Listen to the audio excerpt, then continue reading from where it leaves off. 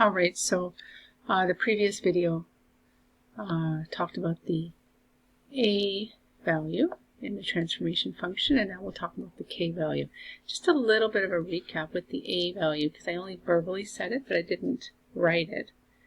When your a is greater than 1, or the a is less than minus 1, so something like 3 or 4, -2, that sort of thing, we say that would be a vertical stretch by a factor of, I'm going to use that short form, of a. If your a is somehow in between -1 and 1, so a is, let's say, greater than -1, and a is less than 1, we say that's a vertical compression by a factor of a. So now with the k value, and again, the a value affects the y value. It transforms the y value, either stretches it or compresses it. The k value, on the other hand, affects the x value. So when we have, let's say, a transformation such as, so let's say this is our parent function, which is x squared. If we have a transformation, let's say g of x is equal to f2 of x,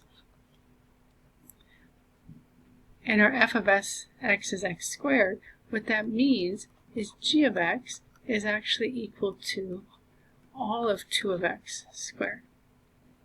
And when we have that, now our k equals 2, we say that is a horizontal compression by a factor of 1 over 2, or 1 over k.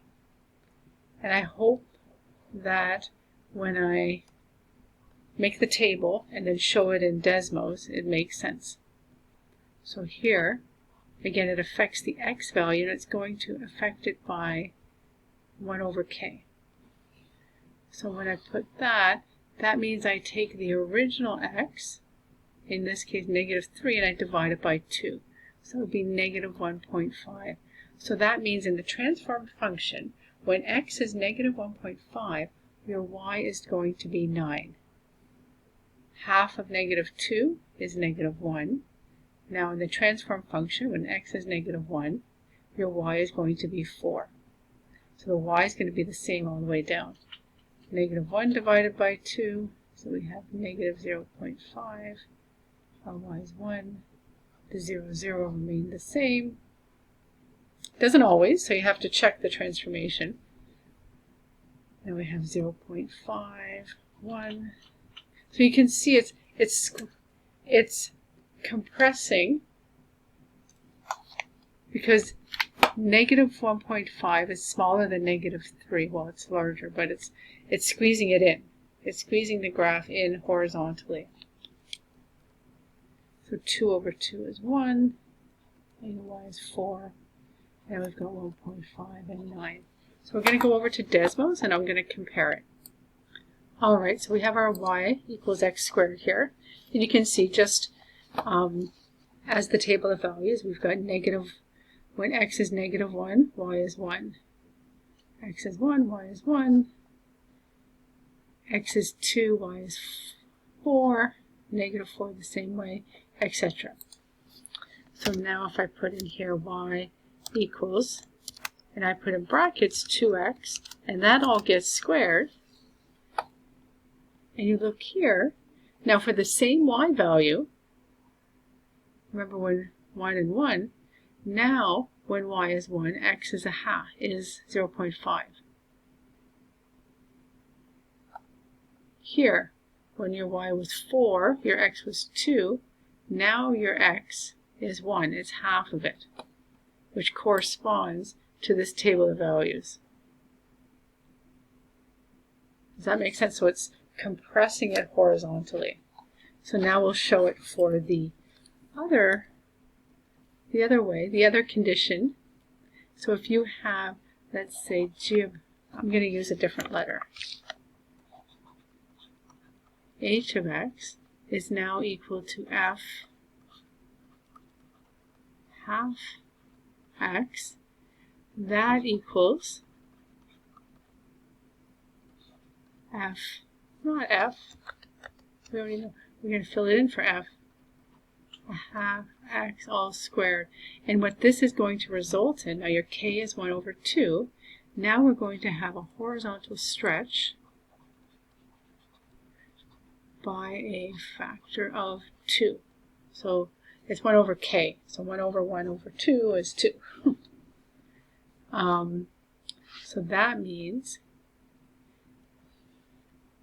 building another table of values from the original table over here, the original x will get multiplied by 2, or transformed, and your y stays the same, because these transformations have no effect on y. So that means now at negative 3 times 2, so at negative 6, your y is going to be 9 in the transform function. At negative 4, your y value is going to be 4. At negative 2, it's going to be 1. 0, 0 remains the same. Here, 2, 1, 4, 4,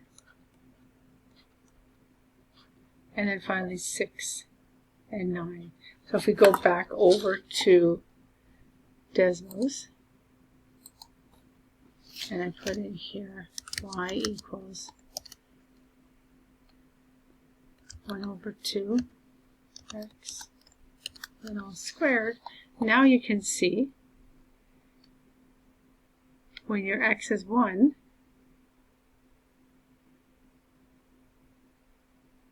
now when your x is 2, your y is 1. And if you remember, when your x was 4, your y is 4. So it corresponds to the table of values. So it's horizontally stretching it out. So I hope the pictures with the graph help as well. Let me know if you have any questions.